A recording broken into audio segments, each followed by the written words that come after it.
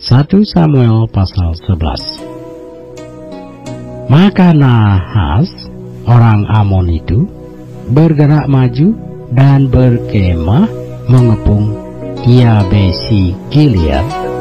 Lalu berkatalah semua orang Yabesi itu kepada Nahas, adakanlah perjanjian dengan kami, maka kami akan takluk kepadamu.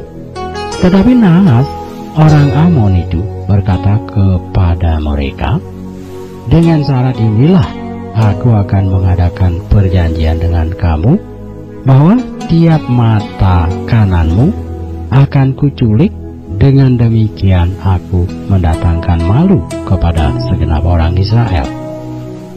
Para tua-tua Yabesi berkata kepadanya, berilah kelonggaran kepada kami 7 hari lamanya, supaya kami mengirim utusan ke seluruh daerah Israel, dan jika tidak ada seorang pun yang menyelamatkan kami, maka kami akan keluar menyerahkan diri kepadamu.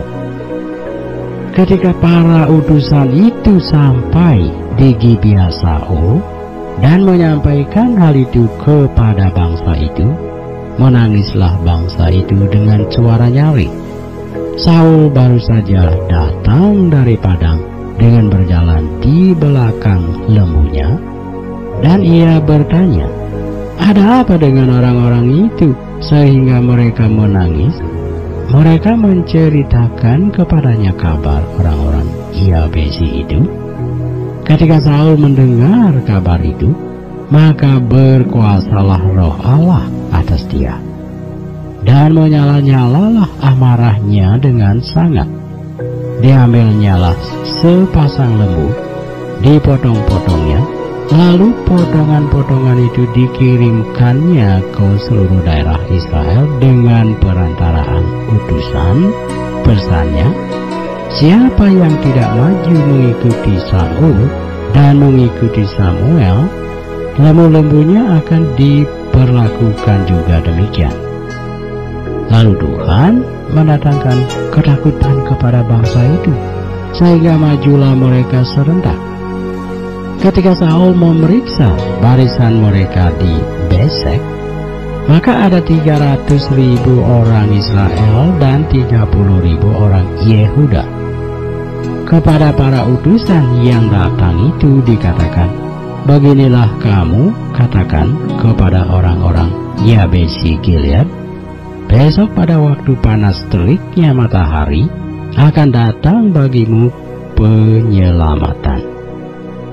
Ketika para utusan kembali dan memberitahukan hal itu kepada orang-orang Yabesi, bersukacitalah mereka. Lalu orang-orang Yabesi itu berkata kepada Nahas, besok kami akan keluar menyerahkan diri kepadamu, maka bolehlah kamu lakukan terhadap kami apapun yang kamu pandang baik. Keesokan harinya Saul membagi rakyat itu menjadi 3 pasukan.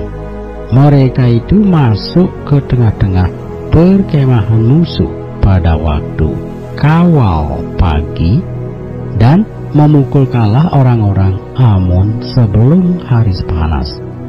Dan terserak-seraklah orang-orang yang lolos itu, sehingga di antara mereka tidak ada tinggal 2 orang bersama-sama. Lalu berkatalah bangsa itu kepada Samuel, siapakah yang telah berkata, masakan Saul menjadi raja atas kita? Serahkanlah orang-orang itu supaya kami membunuhnya. Tetapi kata Saul, pada hari ini seorang pun tidak boleh dibunuh, sebab pada hari ini Tuhan telah mewujudkan keselamatan kepada Israel. Dan Samuel berkata kepada bangsa ini, marilah kita pergi ke Gilgal dan membaharui jabatan raja di sana. Lalu pergilah seluruh bangsa itu ke Gilgal dan menjadikan Saul raja di sana di hadapan Tuhan di Gilgal, dan mereka mempersembahkan di sana korban keselamatan di hadapan Tuhan Dan bersukarialah di sana Saul dan semua orang Israel dengan sangat.